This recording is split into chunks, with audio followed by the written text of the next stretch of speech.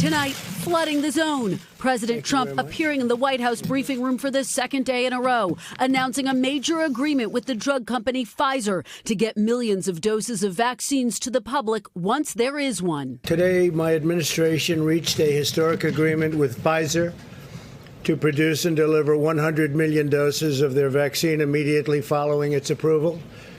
Hopefully, the approval process will go very quickly, and we think we have a winner there. And while the president has been pushing to reopen schools, tonight he was pressed. Is he comfortable with his son and grandchildren going to the classrooms? Well, I am comfortable with that.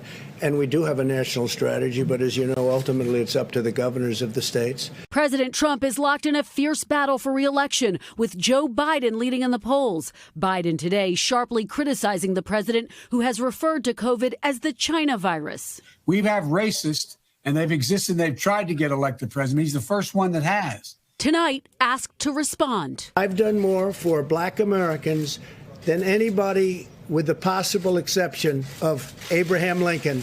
Nobody has even been close. Thank you very much, everybody. Meanwhile, Biden deploying his biggest political weapon, releasing a clip of a taped in-person conversation with his former boss, Barack Obama. I have always known about you, Joe. The video also aims to draw a contrast with President Trump, who said this in March when pressed on testing failures. Do you take responsibility for that? No, I don't take responsibility at all. Can you imagine standing up when you're in prison saying it's not my responsibility? I take no responsibility. It's not. I mean, literally. Those words didn't come out of our mouths while we were in office.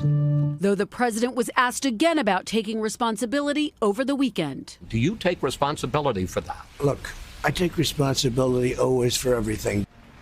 Now, as for the briefing here, the president said he spoke to Dr. Fauci earlier today. Meanwhile, Senate Republicans are discussing a possible short-term extension to $600 unemployment benefits, which expire at the end of the month. It's not clear the White House will support that, though.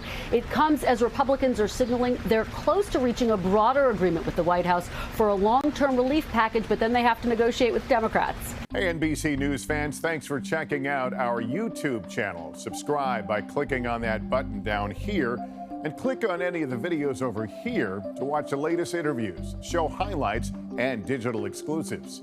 Thanks for watching.